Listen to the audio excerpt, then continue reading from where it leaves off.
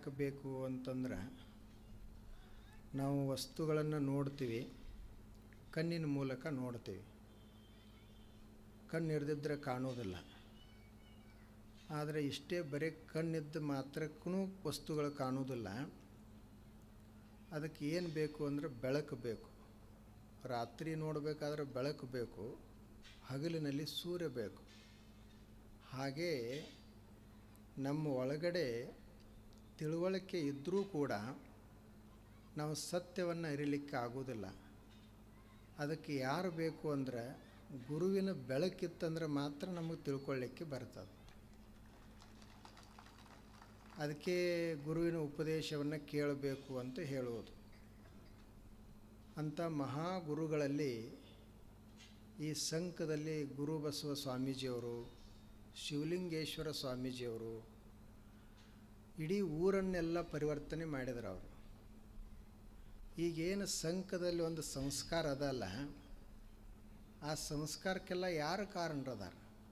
ಗುರು ಬಸವ ಸ್ವಾಮೀಜಿಯವರು, ಶಿವಲಿಂಗೇಶ್ವರ ಸ್ವಾಮೀಜಿಯವರು ಮತ್ತು ಮುರುಘೇಂದ್ರ ಸ್ವಾಮೀಜಿಯವರು. ಈ ಸಂಕ ಈ ಭಾಗದಲ್ಲೇ ಒಂದು ವಿಶೇಷ ಅದ.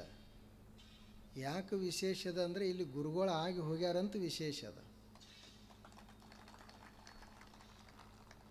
ಆದ್ದರಿಂದ ನೀವೆಲ್ಲರೂ ಭಾಗ್ಯವಂತರು.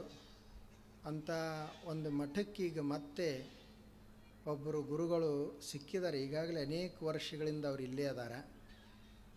ಈಗ ಅವರ ಪಟ್ಟಾಧಿಕಾರ ಕಾರ್ಯಕ್ರಮ ನಡೀತದ. ಬಹಳ ಸಂಭ್ರಮ, ಸಂತೋಷ. ನಿಮಗೆಲ್ಲರಿಗೂ ಒಂದು ಸೇವಾ ಮಾಡುವಂಥ ಅವಕಾಶ ಸಿಕ್ಕದ. ಸರ್ವಜ್ಞ ಕವಿ ಹೇಳ್ತಾರೆ, ಅವರು ಗುರುಗಳಿಗೆ ದೇವರಿಗೆ ಕೇಳ್ಕೊಳ್ತಾರೆ, ಗುರುಗಳ ಹತ್ತಿರ ನಮ್ಮನ್ನು ಹೆಂಗೆ ಇರಿಸು ಅಂತಂದ್ರೆ ಎತ್ತಾಗಿ, ತೊತ್ತಾಗಿ, ಹಿತ್ತಲದ ಗಿಡವಾಗಿ, ಮತ್ತು ಶ್ರೀ ಗುರುವಿನ ಪಾದದ ಕೆರುವಾಗಿ ಗುರುವಿನ ಹತ್ತಿರವಿರಿಸೆಂದ ಸರ್ವಜ್ಞ.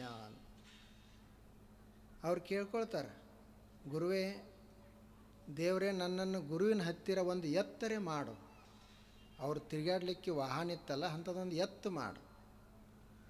ಅದನ್ನೂ ಮಾಡಲಿಕ್ಕಾಗಲಿಲ್ಲ ಅಂದರೆ ಒಬ್ಬ ಸೇವಕನರೇ ಮಾಡು, ಸೇವಕಾಗಿರ್ತೀನಿ. ಅಷ್ಟು ಯೋಗ್ಯತೆ ನನಗಿರಲಿಲ್ಲ ಅಂದರೆ ಅವ್ರ ಗುರುಗಳು ಇರುವಂಥ ಜಾಗದ ಹಿತ್ತಲದಾಗಿನ ಗಿಡಾರೇ ಮಾಡು. ಅಷ್ಟು ಮಾಡಲಿಲ್ಲ ಅಂದರೆ ಗುರುಗಳು ಹಾಕುವಂಥ ಪಾದರಕ್ಷೆರೆ ಕೊನೆಗೆ ನನ್ನ ಮಾಡು, ಏನರೇ ಮಾಡು, ಅವ್ರ ಹತ್ತಿರ ಇರಿಸು ಅಂತ ಕೇಳ್ಕೊಳ್ತಾರೆ ಅವರು. ಹಾಗೆ ನೋಡ್ರಿ, ನಿಮ್ಮದೇ ಅಂಥ ಭಾಗ್ಯ. ನಿಮ್ಮ ಊರಾಗನೇ ಗುರುಗಳು ಬಂದಿದ್ದಾರೆ. ಬಹಳ ಸರಳರದಾರ ಅವರು, ಅಷ್ಟೇ ಶಾಂತ ಸ್ವಭಾವ. ನಾನು ಬಹಳ ವರ್ಷಗಳಿಂದ ಸಂಪರ್ಕಲ್ಲ. ಮುರುಘೇಂದ್ರ ಸ್ವಾಮೀಜಿಯವರು ಇದ್ದಾಗೂ ಬರ್ತಿದ್ವಿ. ಸಿದ್ದೇಶ್ವರ ಅಪ್ಪುಗಳದು ಮತ್ತು ಅವ್ರದ್ದು ಇಬ್ಬರದು ಭಾರಿ ಒಡನಾಟ.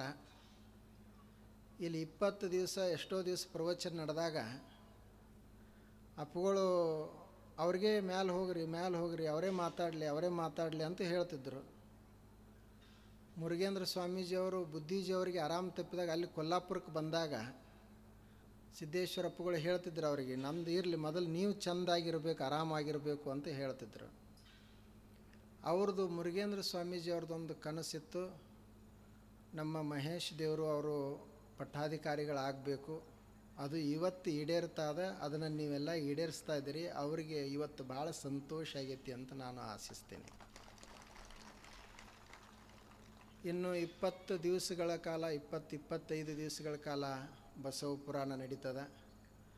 ನಾವು ಇಲ್ಲೇ ಸಮೀಪದಲ್ಲಿರ್ತೀವಿ. ಮಧ್ಯದಲ್ಲಿ ಯಾವಾಗ ಅವಕಾಶ ಸಿಗ್ತದೆ ಆವಾಗ ನಮ್ಮ ಮನಕ್ವಾಡ ಸ್ವಾಮೀಜಿಯವರ ಬಸವ ಪುರಾಣವನ್ನು ಆಲಿಸಲಿಕ್ಕೆ ನಾನು ಬರ್ತೀನಿ. ಮತ್ತು ಇವತ್ತೆಲ್ಲ ಪೂಜ್ಯರು ಬಂದಿದ್ದಾರೆ. ಅವ್ರನ್ನೆಲ್ಲ ನೋಡುವುದನ್ನೇ ಒಂದು ಭಾಗ್ಯ. ನಿಡಸೋಸಿ ಅಪ್ಪುಗಳು ಅಷ್ಟು ದೂರದಿಂದ ಬಂದಿದ್ದಾರೆ. ಅವರಿಂದ ಇವತ್ತಿದು ಪ್ರಾರಂಭ ಆಗ್ಯದ. ನೀವು ಈಗಾಗಲೇ ಪೂಜ್ಯರು ಹೇಳಿದ ಹಾಗೆ ಇದೊಂದು ಐತಿಹಾಸಿಕ ಕಾರ್ಯಕ್ರಮ ಆಗಬೇಕು. ಆಗಲಿ ಅಂಥೇಳಿ ನಾನು ಆಶಿಸ್ತೀನಿ. ಅವರು ಮಹೇಶ್ ದೇವರು ಅವರ ಪಟ್ಟಾಧಿಕಾರ ಆಗ್ತಾ ಇರೋದು ಎಷ್ಟು ಸಂತೋಷ ಆಗೈತಿ ಅಂತಂದ್ರೆ, ನನ್ನದೇ ಪಟ್ಟಾಧಿಕಾರ ನಡೆದೈತಿ ಅನ್ನುವಂಗೆ ಸಂತೋಷ ಆಗೈತಿ ಅಂತ ನೀವು ತಿಳ್ಕೊಳ್ಬೇಕು. ಮತ್ತು ಯಾರೇ ನೀವೇ ಆಗವ್ರದ್ರಿ ಅಂತ ನನಗೆ ಕೇಳಕ್ಕೆ ಹೋಗಬೇಡ್ರಿ. ಇವ್ರನ್ನ ಸಮೀಪ ಇರ್ತಾನಲ್ರಿ ಅಪ್ಪುಗಳ, ಯಾರು ಕೇಳ್ತಿರ್ತಾರೆ ಇವ್ರು ಸಂಘದವ್ರು ಬಂದು ನಿಮ್ಮದೇನ್ರಿ ಪ್ರಯತ್ನ ಐತೇನ್ರಿ ಅಂತ ಆಗಾಕ, ನಾ ಈಗ ಮಠಕ್ಕೆ ಅದನ್ನೆಲ್ಲ ಅದು ಕೂಡ ನನ್ನ ಹೆಸರಲ್ಲಿ ಒಂದು ಇಂಚ್ ಇಲ್ಲ, ಒಂದು ಇಂಚ್ ಭೂಮಿ ಇಲ್ಲ. ನಾವು ಅಪ್ಪುಗಳ ಹತ್ತಿರ ಬರುವಾಗ ಅವ್ರದ್ದೊಂದು ಪೀಠ ಐತಿ ಮಠ ಐತಿ ಅಂತ ಬರಲಿ ನಮ್ಮ ಕಲ್ಪನಾನೇ ಇಲ್ಲ ನಮಗೆ. ಆದ್ದರಿಂದ ನಮಗೆ ಸೇವಾ ಸಿಗ್ತದೆ ಅದನ್ನು ಮಾಡೋಣ. ಆದರೆ ಈಗೇನೊಂದು ಪರಂಪರೆ ಬಂದದ ಅದನ್ನು ಪೋಷಿಸೋಣ, ರಕ್ಷಿಸೋಣ. ಅದಕ್ಕಾಗಿ ನೀವೆಲ್ಲ ಅಷ್ಟು ಸಂತೋಷದಿಂದ ಎಲ್ಲರೂ ಕೂಡಿ ಮಾಡಬೇಕು. ಪೂರ್ತಿ ಕಾರ್ಯಕ್ರಮ ಮುಗಿಯುವವರೆಗೆ ನಿಮ್ಮ ಸೇವೆಯನ್ನು ಸಲ್ಲಿಸಬೇಕು ಅಂಥೇಳಿ ನಾನು ಆಶಿಸ್ತೀನಿ. ಈಗ ಅಪ್ಪುಗಳವರ ಆಶೀರ್ವಾದವನ್ನು ಆಶೀರ್ವಚನವನ್ನು ಪಡೆಯೋಣ. ಎಲ್ಲರಿಗೂ ನಮಸ್ಕಾರ.